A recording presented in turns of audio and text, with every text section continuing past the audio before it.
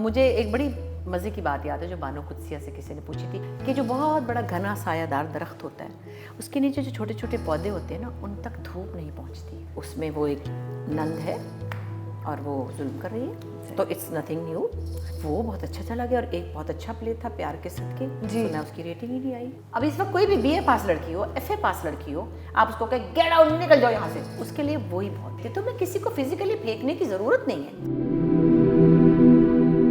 अस्सलाम वालेकुम जी, मैं हूँ बुशरा अंसारी और आप लोग मुझे देख सकेंगे हेलो मीरा सेठी में।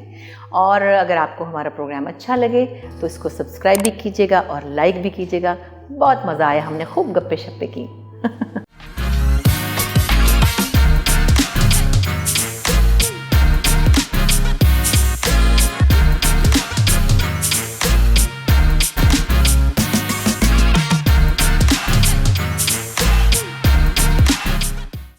40 साल से वो हमारी इंडस्ट्री में काम कर रही हैं। कॉमेडी में उनसे बेहतर मुझे नहीं लगता कोई है। वो आज भी हमारे ड्रामों में आती हैं और आकर छा जाती हैं। There is no one like her. आइए मिलते हैं बुशरा अंसारी से। हेलो बुशरा जी। हेलो मीरा सेठी। कैसी हैं आप? मैं ठीक हूँ, very delighted to see you after so long. I know, हमने झूठ में काम किया था, याद है आपको? बिल्कुल, और हमने सचमुच काम किया था उसमें बहुत ज़्यादा। बुशरा जी, आपके वालिद साहब अहमद बशीर बहुत respected journalist, film maker, writer, जब ज़ियाउल हक ने मार्शल लॉ लगाया तो वो रिज़ाइन कर गए, क्या ये सच है? नहीं, एक्चुअली जब ज़ियाउल हक ने मार्शल लॉ लगाया तो उस वक्त अब्बा was DG state film authority, okay, which was in Islamabad. अच्छा, उसमें असलम अज़हर साहब चेयरमैन थे और कुदरतुल्ला शहाब साहब उस वक्त सेक्रेटरी इंफॉर्मेशन थे।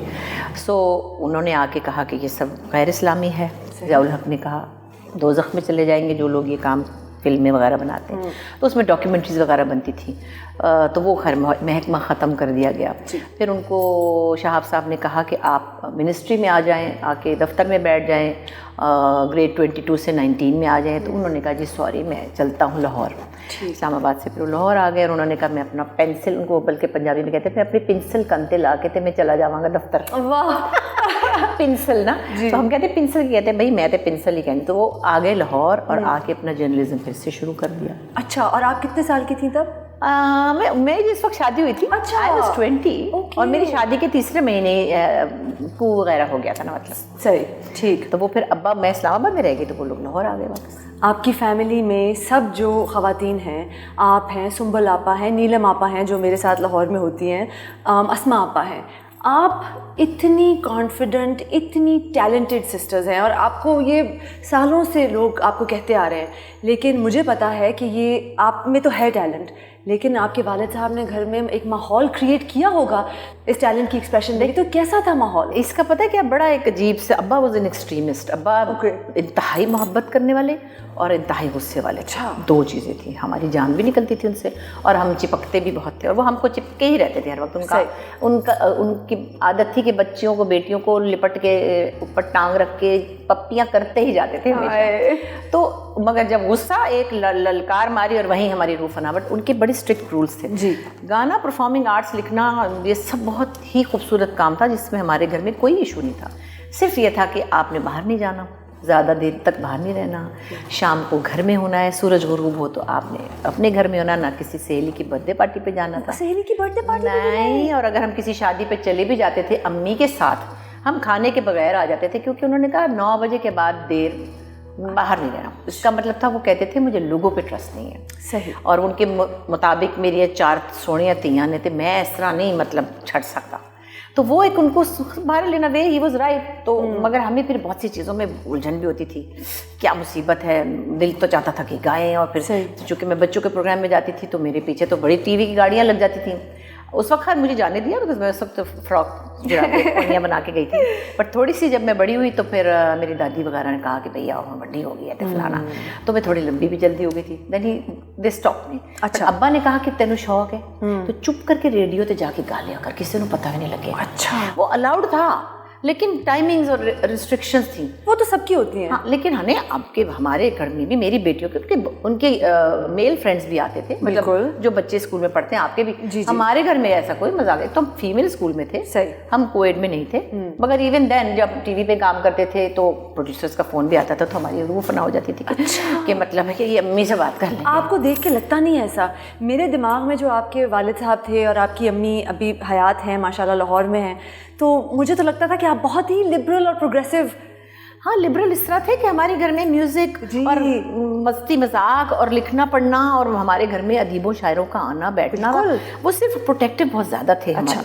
उस तरह हमें इंडिपेंडेंस भी दी, जैसे कि हमारे वालिद ने कभी पैसे नहीं बनाए क्योंकि हमेशा नौकरी से निकाले गए, और बड़ी खुशी खुशी आती थी कि नौकरी चली गई। मसावात के एडिटर थे और भुट्टो साहब के खिलाफ लिख दिया, तो उन्होंने तो निकालना ही था। तो he was very proud of this. मैं सच बोलूँगा, और चाहे जो मर्जी कॉन्सिक्वेंसेस हो, उनकी इसी मामले में रिस्पेक्ट थी। तो हमें उन्होंने बस स्टॉप पे रास्ता दिखाया कि ये देखो हमने ये घर लिया, चलो भाई देखें किधर से किसको बस मिलती है। हमें उस तरह उन्होंने इंडिपेंडेंस भी थी, हमें कॉन्फिडेंस जो आया है, हमें अपने ओन पे स्कूल जाना और आना, लेकिन ये बताया कि किसी से कुछ लेके खाना नहीं है और कहीं उतरना नहीं है। 2-4 चीज़ें पक्की बताई थी। तो कुछ प्रिंसिपल्स थे उनके जो कि उस वक्त तो बड़े मुसीबत लगते थे, लेकिन आई थिंक वो ठीक थे। आपको उनसे पहले प्राइड ऑफ परफॉर्मेंस मिल गया, तो वो कैसा था? नहीं, उनको पता एक दफ़ा मिला जी, और फिर पता नहीं क्या, शायद कोई किसी गवर्नमेंट की पॉलिसी में ये आया कि जी वो ज़रा अपनी बात कहते, तो उनका वापस हो गया था। मैंने अच्छा, फिर मुझे मिल गया, तो फिर उसके बाद काफ़ी दिनों बाद, आई डोंट नो, उनको शायद बेनज़ीर की हुकूमत में मिला था। ठीक, मुझे भी बेनज़ीर की, लेकिन बेनज़ीर की दूसरी हुकूमत में उनको मिला था, पहली हुकूमत में मुझे मिला था। तो मैं उनको कहती थी अब्बा तो मैं सीनियर ही गया।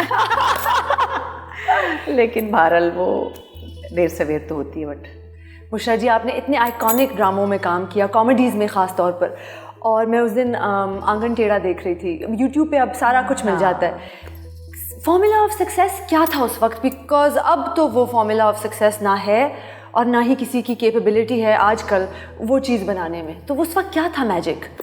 आई थिंक टाइम के साथ बहुत कुछ, सब कुछ चेंज होता है ज़िंदगी में, सिर्फ नॉट ओनली द ड्रामाज, हमारी लाइफ में और बहुत कुछ चेंज हुआ है। आपके पेरेंट्स ने भी देखा बहुत कुछ चेंज होते हुए, हमारे पेरेंट्स से पहले उनके पेरेंट्स ने भी बहुत कुछ, तो ज़िंदगी बदलती है, we have to accept that. Okay, मगर अच्छी बात यह है कि अच्छी चीज़ों के लिए ज़िंदगी बदलती है। हमारी बेसिक जो कहना चाहिए, हमारी जो रिवायात हैं, हमारे जो भी हमारे नॉर्म्स हैं फैमिलीज़ के, या हमारे ब्रॉटअप में जो चीज़ें बेसिक होती ना, वो अब चली जा रही है, तो उसका मुझे बड़ा दुख होता है। मसलन वो ठीक है, हमसे पुराने ज़मानों में तो और भी था कि जी बैठक में मर्द बैठे तो औरतें नहीं जाती, वो हमने देखा। हमारे दादा के बैठक में हमारी दादी नहीं जाती थी उनके दोस्तों में। अच्छा, हमारी अम्मी को हमारे अब्बा ने बहुत कंपेनियनशिप दी, वो अपने साथ उनको लेके हर जगह जाते थे, और अदबी महफिलों में भी ले जाते थे, और फिर अजोका के ड्रामे देखने भी, और क्लासिकल म्यूज़िक कॉन्फ्रेंस में भी। तो my mother was his friend, या तो वो हमने देखा कि एक आदमी इतना प्रोग्रेसिव है कि वो अपनी बीवी को हर जगह, और मेरी अम्मी बड़ी स्मार्टली ड्रेसअप होती थी, नेल्स बड़े हुए, साड़ियाँ पहनी हुई, मॉडर्न फैशन। मैं आपको बताऊँ, अभी बुशरा आपा ने मेरी साड़ी खुद आके बांधी है, मैंने बहुत बुरी बांधी थी। इसको फिक्स करना होता है, बस समझना होता है और कुछ नहीं। सो उस तरह हमने ये देखा। फिर हमारे जो हस्बैंड्स थे उन्होंने भी हमें उस तरह से नहीं कि भाई चुप जाओ या बात नहीं करनी या इसके सामने नहीं आना या उसके सामने, तो चीज़ें बदली हैं। लेकिन सब चीज़ों में मैं समझती हूँ एक चीज़ जो हमेशा रहनी चाहिए, वो आपकी अपनी जो बेसिक एथिक्स ऑफ लाइफ है, वो नहीं बदलनी चाहिए, जिसमें मैं अब थोड़ी अपसेट ज़्यादा हूँ बिकॉज ऑफ सोशल मीडिया। अच्छा, घरों में तो मैं नहीं समझती कि अपने अपने घर का सबका माहौल है, किसी के घर में कोई किसी को तू कहता होगा, किसी को आप कहता होगा। अच्छा, मैं इत्तेफाक से बचपन से अपने बच्चों को आप ही कह के बुलाती हूँ, ठीक है।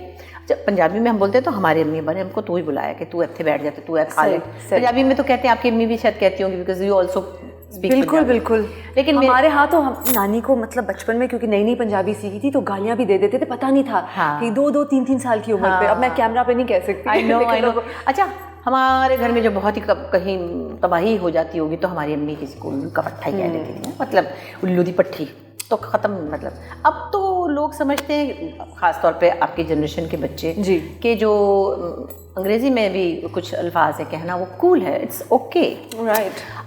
बल्कि शायद उनको पता भी नहीं चलता कि वो क्या बोल रहे हैं, कभी कभी ऐसा होता है कि आपके जैसे अच्छे अच्छे प्यारे प्यारे बच्चों के साथ मैं काम करती हूँ। जी जी। और कभी कभी एक, मैं नाम नहीं लूँगी, बड़ा प्यारा एक्टर है, all children are very close to me, आपको पता है मैं सबको बहुत प्यार करती हूँ, बहुत मेरे से कोई डरता नहीं है, शुक्र है ना। मैं चिड़चिड़ी आंटी बनना चाहती हूँ, मुझे बड़ा डर लगता है कि क्या सड़ी हुई आंटी नहीं, और हम तो आपके साथ सीक्रेट्स भी शेयर कर लेते हैं। हाँ, मगर मैं किसी बच्चों को ना नसीहतें करती हूँ ना उनको तो कहती हूँ कि तुम, हालांकि बच्चे कभी कभी देर में भी आते हैं, कभी टेंट्रम भी दिखाते हैं, हमें नहीं, डायरेक्टर्स को उनकी वजह से कुछ ट्रबल्स भी होती हैं, बट मैं, दैट्स नॉट माई एरिया, मेरा एरिया नहीं है वो डायरेक्शन जाने, प्रोडक्शन जाने। मैं क्यों बच्चे को कहूँ कि देखो बेटे तुम्हें इस वक्त नहीं आना चाहिए, तुम्हें इस वक्त मैं नहीं कहती।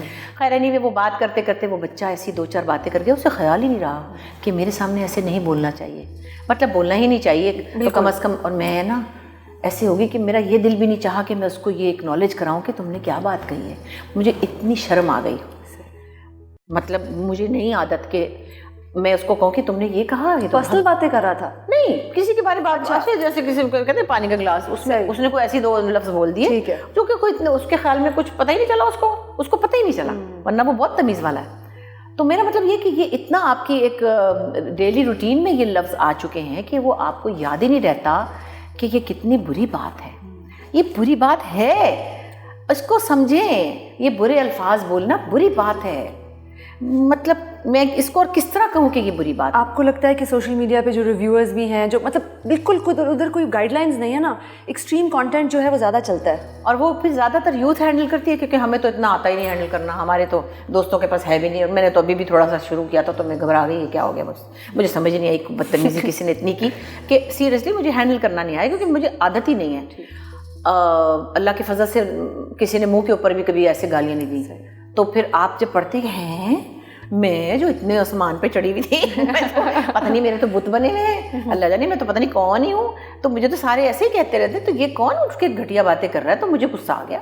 तो वो नहीं होनी चाहिए, ज़रूर क्रिटिसिज्म होना चाहिए, फ़न भी होना चाहिए। हम तो इतना मजाक करते हैं, हम और हमारी कंपनी में लोग पेट पकड़ लेते हैं जी, मगर उसमें एक भी गंदा वर्ड नहीं होता।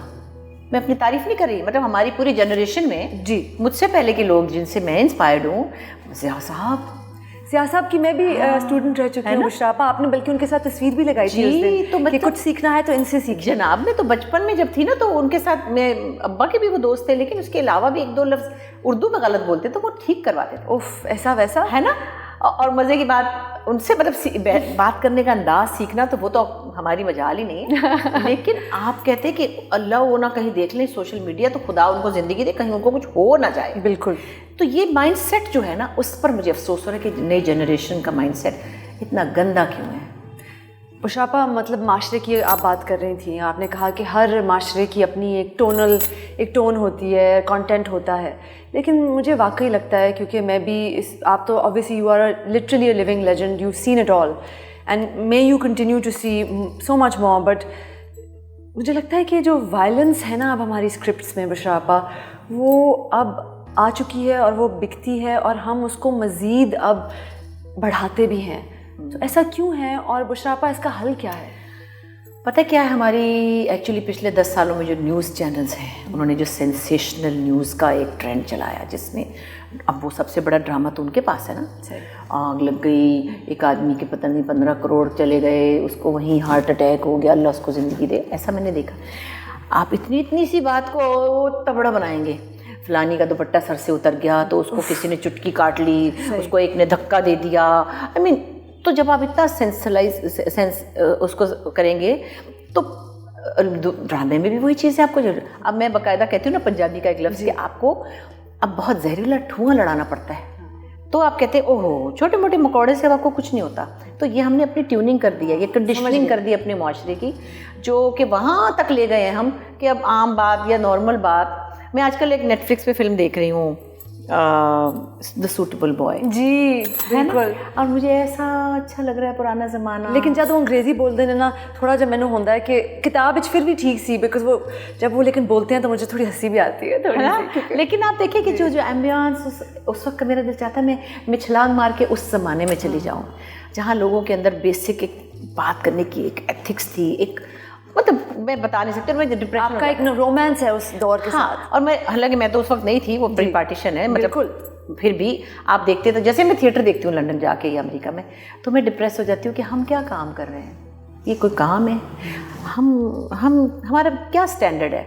हमारे पास क्या एवेन्यूज़ हैं जो हम थोड़ा बहुत अपने गुजारे जैसा करते भी हैं, उसको भी कभी पैमरा तो कभी कोई तो कभी लोग, वो तो इस पर ही कह देते इसने दुपट्टा यूँ लिया था, इसने नेल पॉलिश लगाई हुई है, इसको ये दोज़ख में जाएगा। भाई आप कौन होते हैं? किसी को क्या पता कौन दोज़ख में जाएगा, कौन जन्नत में जाएगा?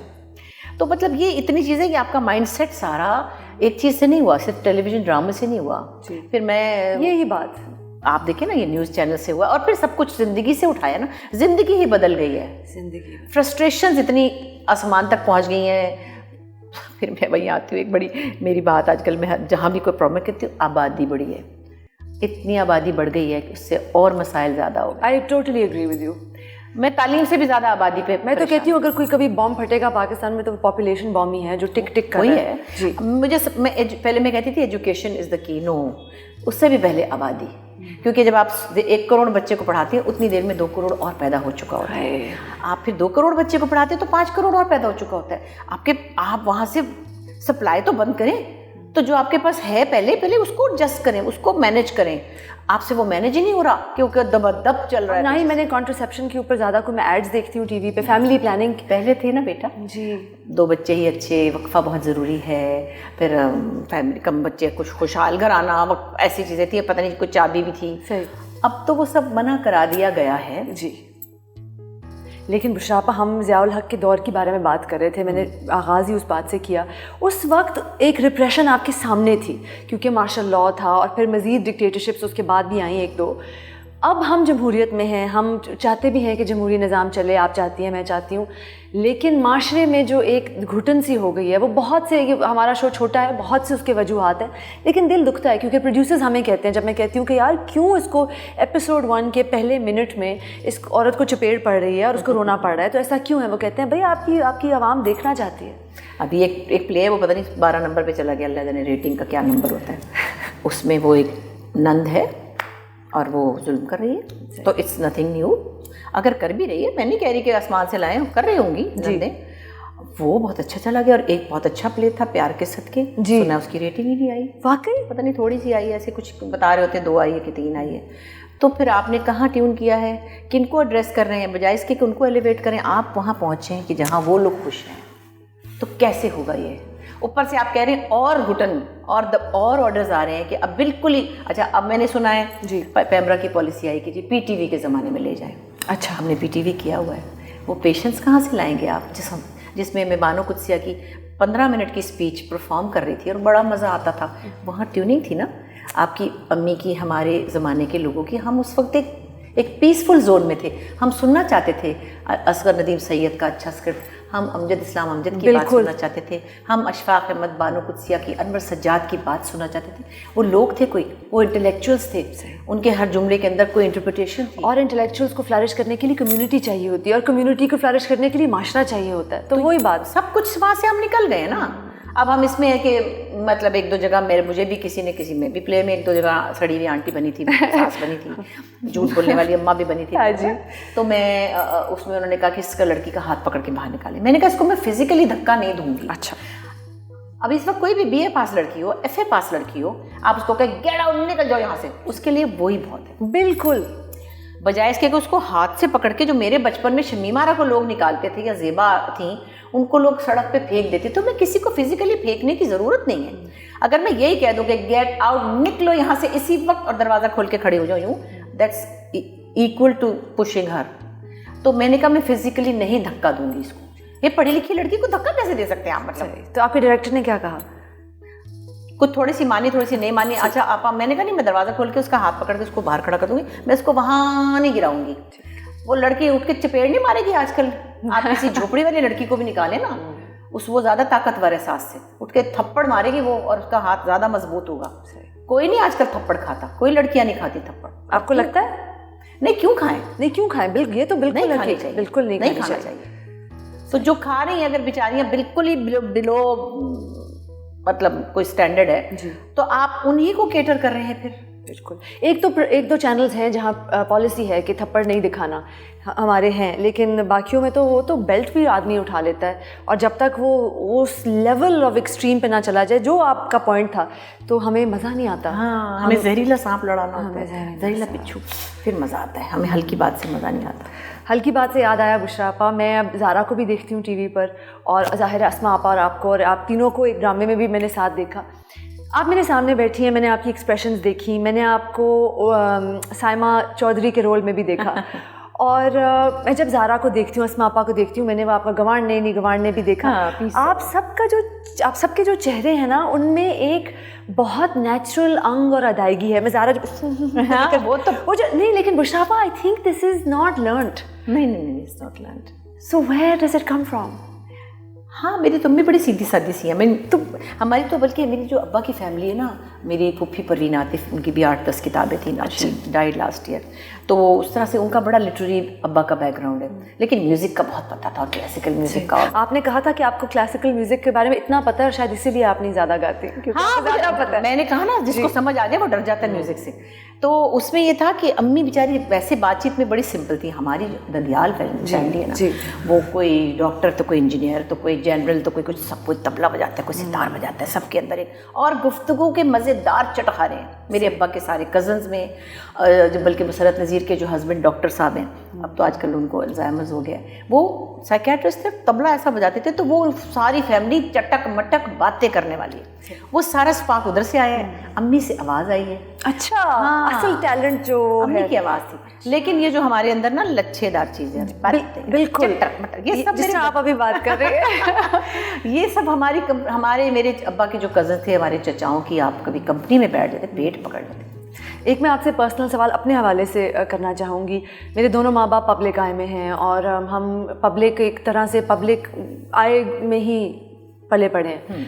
जब माँ बाप आपके ऐसे हों, स्ट्रॉन्ग पर्सनैलिटीज़ हों, तो बच्चों पे क्या असर पड़ता है? बिकॉज़ मेरा तो अपना जर्नी है, और मैं जहाँ हूँ और जहाँ जा रही हूँ वो मुझे भी नहीं पता। आई थिंक पड़ता है, ख़ासतौर पे मैं अगर कहूँ कि परफॉर्मिंग आर्ट्स के हवाले से, क्योंकि हम सामने आते हैं, हम एक चमकती हुई दुनिया में होते हैं, लेकिन हमारे माँ बाप, मेरे फादर या आपके फादर, आपकी मदर, उनका वेट कुछ ज़्यादा है।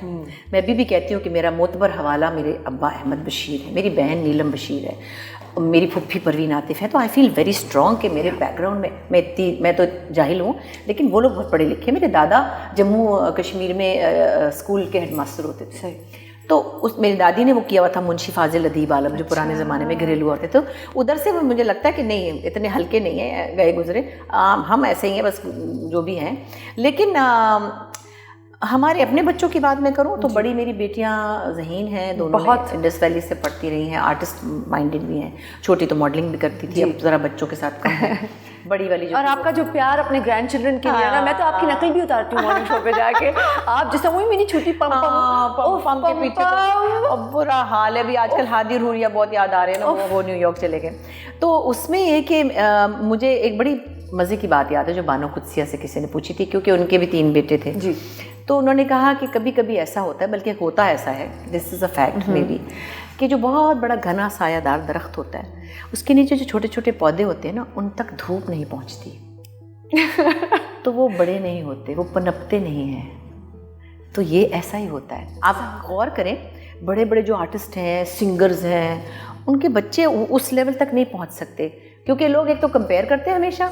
मेरे खैर बेटियों ने तो परफॉर्मिंग आर्ट्स में कुछ ऐसा नहीं किया। हाँ, और आप तो खैर माशाल्लाह आप तो लिखती हो। हाँ जी, मैं लिखती हूँ। हाँ माशाल्लाह, अली भी लिखता है, मैंने सुना, और गाता भी बहुत अच्छा है उस हवाले से। लेकिन अगर वो आपके वालिद की जर्नलिज्म की जर्नी कॉपी हो जाती है, कम्पीट करना चाहे, तो लोग जितने उनकी दुनिया के लोग हैं, वो हमेशा कहेंगे नहीं, नजम सेठी साहब की बात कुछ और थी, हाँ ये बच्चे लिखते हैं, अच्छा है।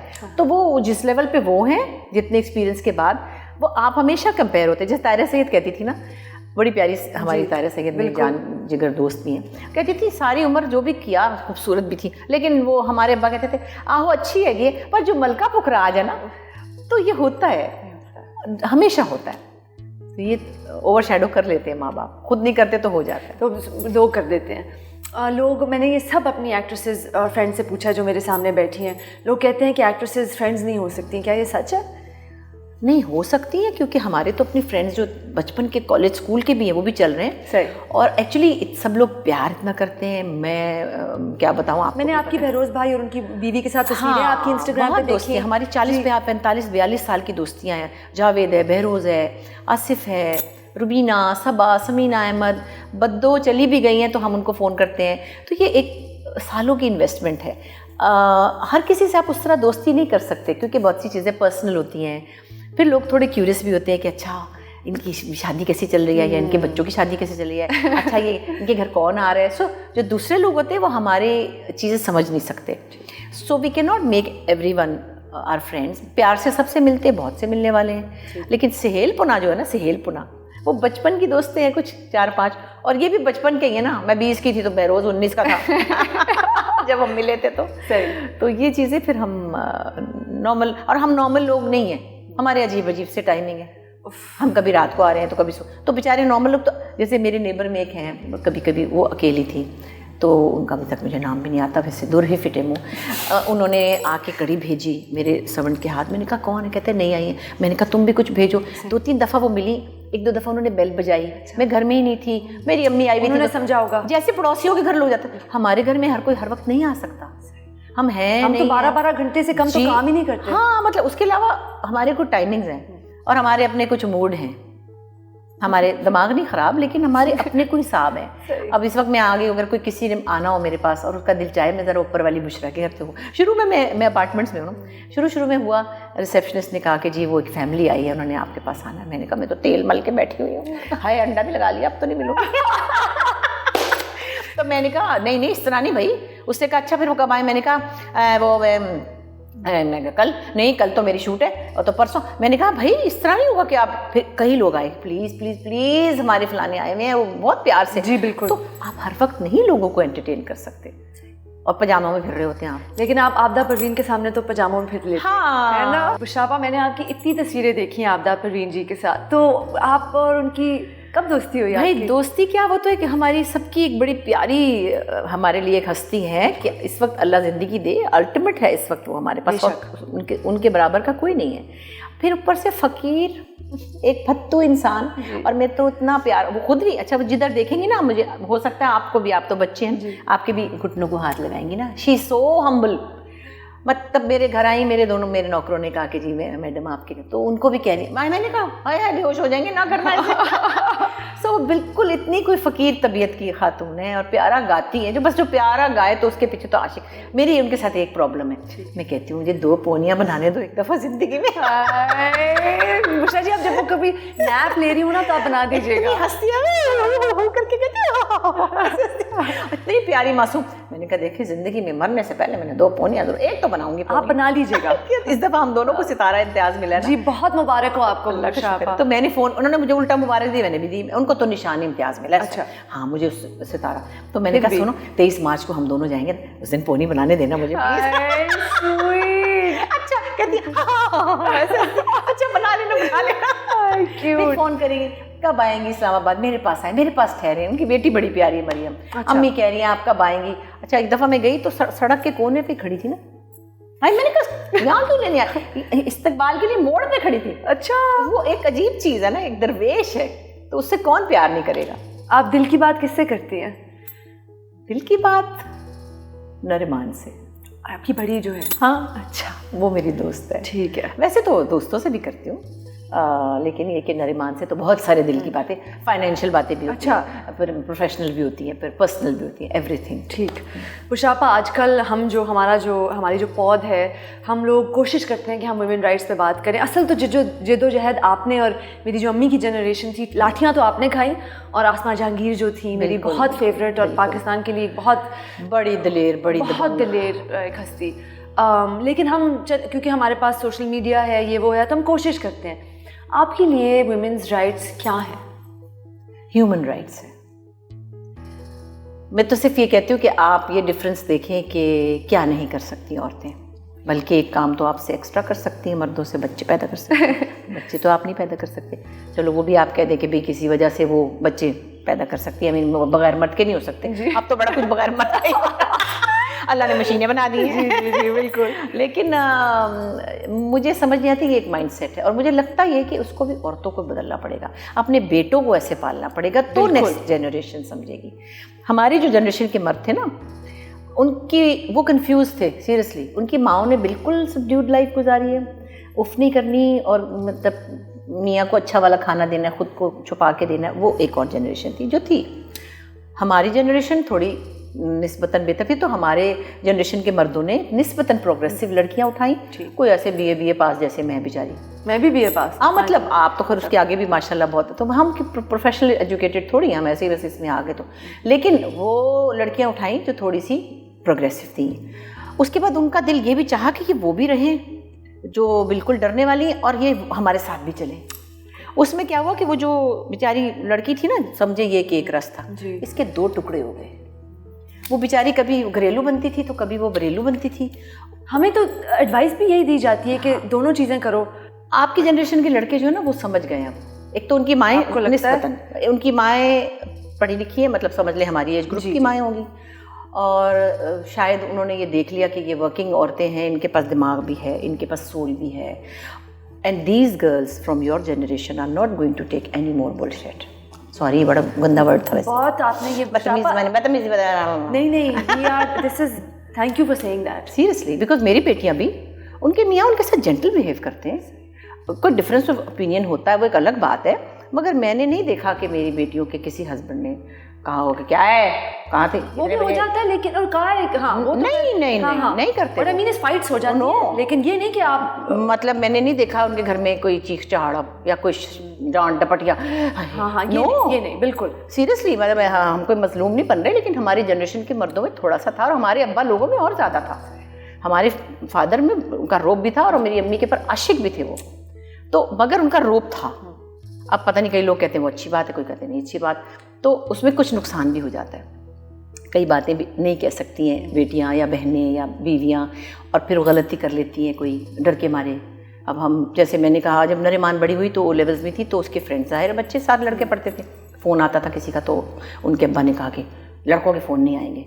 अच्छा, मैंने उनको कहा बात सुने, ये लड़कों के साथ पढ़ती है, फिर ये झूठ बोलेगी, फिर कहेगी फातिमा का फ़ोन है, मरियम का फ़ोन है, कुछ कहेगी। तो मैंने कहा, अब सबने कहा है ये, मैंने कहा हमको ये गिल्ट होता था ना, तो ये गिल्ट नहीं दो, मैं इनको चाहती कि ये डर, वो एक अजीब सा ना, दिल को बुरा लगता है ना झूठ बोल के। जितना आप किसी को पुलिस करेंगे उतना वो झूठ बोलेंगे।